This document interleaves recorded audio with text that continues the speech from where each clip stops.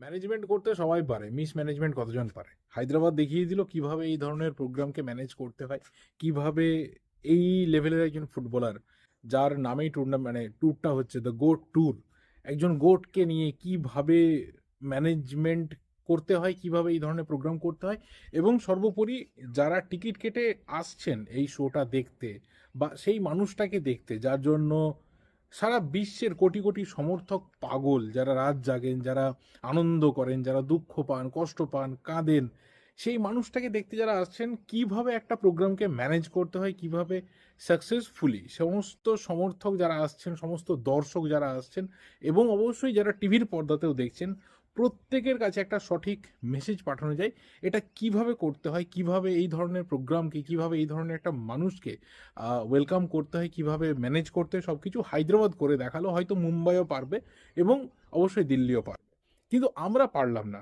কলকাতা পারলো না। কলকাতা দেখিয়ে দিল কিভাবে মিস ম্যানেজ করতে হয়, কিভাবে একজন greatest of all time footballer তিনি আসছেন, লিও মেসি তিনি আসছেন, এবং যেদিন থেকে তিনি আসবেন ঠিক হয়েছে, সেই দিন থেকে লক্ষ লক্ষ ছেলে মেয়ে তারা আশায় বুক বেঁধেছে, তারা নিজেদের সঞ্চয় করেছে টাকা পয়সাকে, যে ঠিক আছে চলো হয়তো কয়েকটা দিন রেস্টুরেন্টে খাবো না, বা যারা খুব সাধারণ মধ্যবিত্ত বা নিম্ন মধ্যবিত্ত পরিবার থেকেও এসেছে, তারা নিজেদের স্যালারি থেকে টাকা পয়সা বাঁচিয়েছে, এবং তারা চেয়েছে যে জীবনে একবার হলে অন্তত পক্ষে নিজের পয়সায় টিকিট কেটে মাঠে গিয়ে সেই মানুষটাকে দেখবো যার জন্য গোটা বিশ্ব পাগল।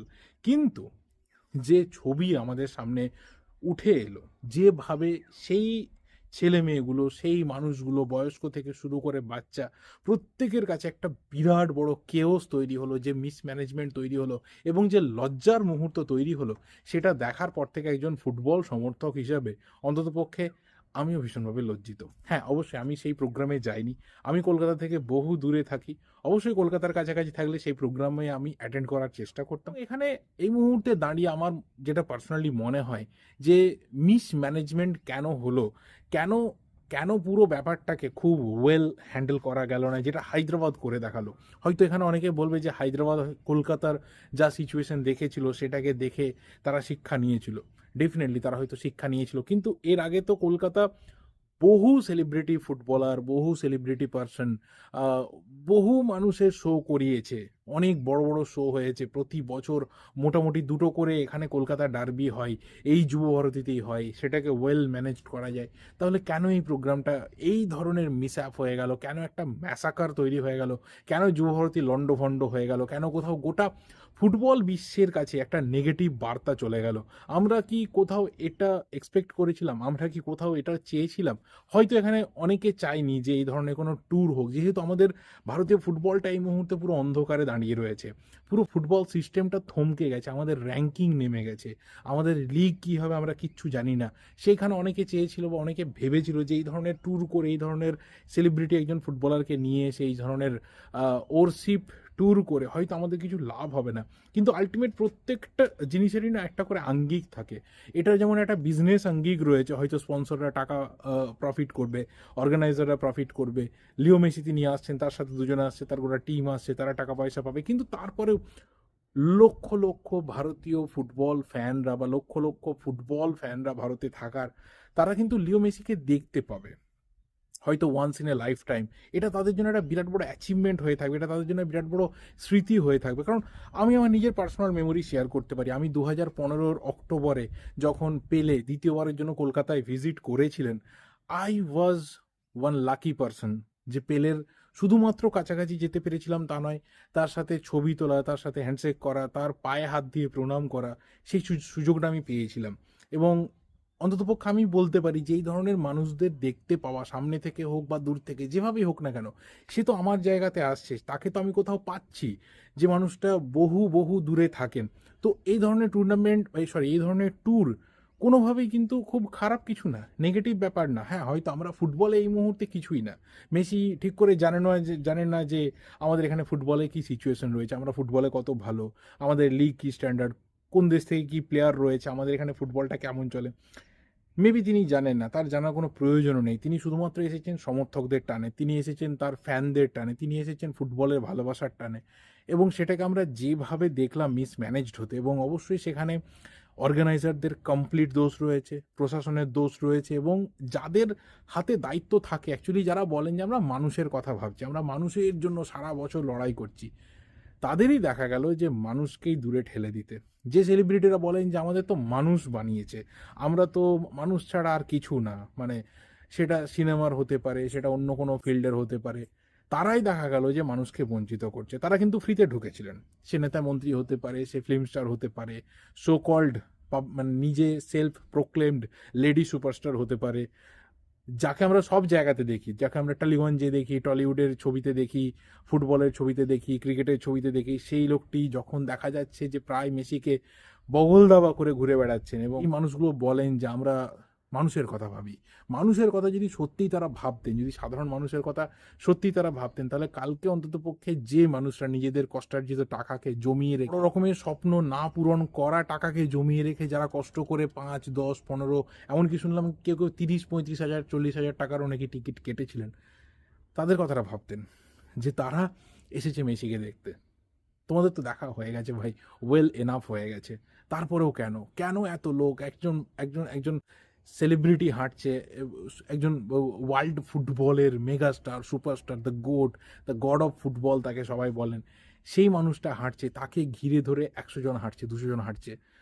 রাগ হওয়াটা খুব স্বাভাবিক, ক্ষোভ থাকাটা খুব স্বাভাবিক, এবং সেই ক্ষোভের বহিঃপ্রকাশ যে কখন কিভাবে হয় আমরা কেউ জানি না। তারপর দেখা যায় এমন কিছু ঘটনা ঘটে যাচ্ছে, সেটা নিয়ে হয়তো বলবে না না না একদম না, এরা কেউ ফুটবলের সাপোর্টার ছিল না, না হলে কিন্তু যুবভারতীকে ভ্যান্ডালাইজ করতে পারতো না।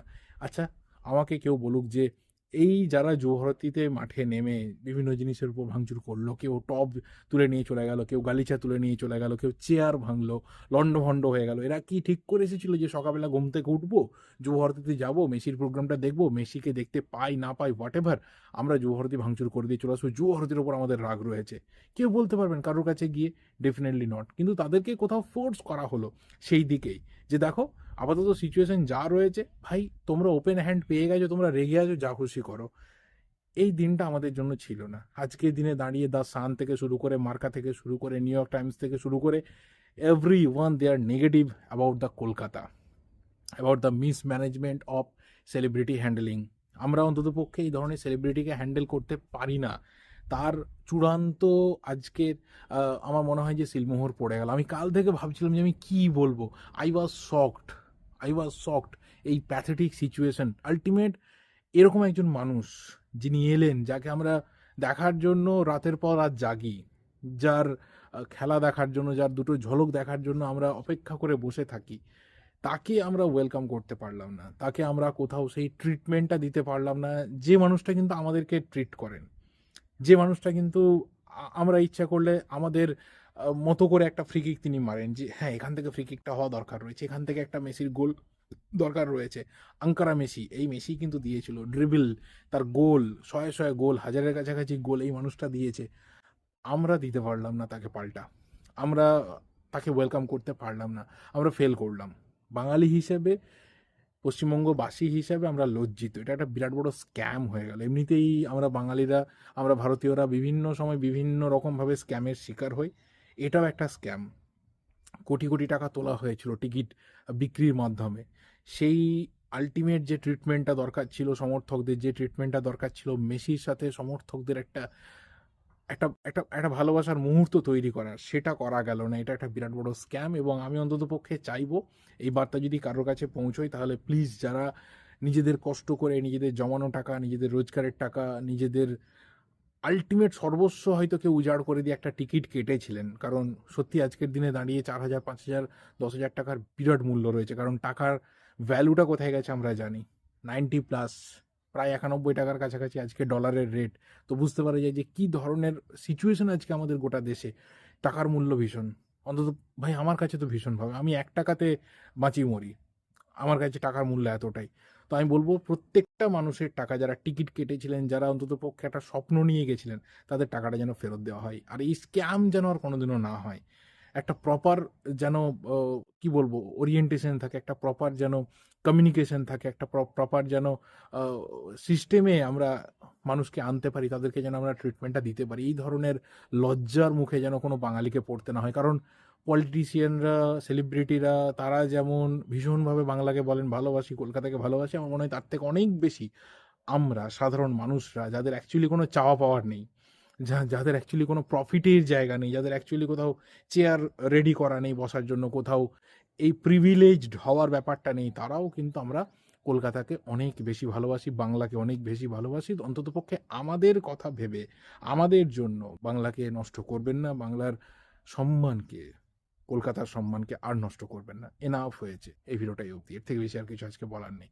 Thank you and good bye.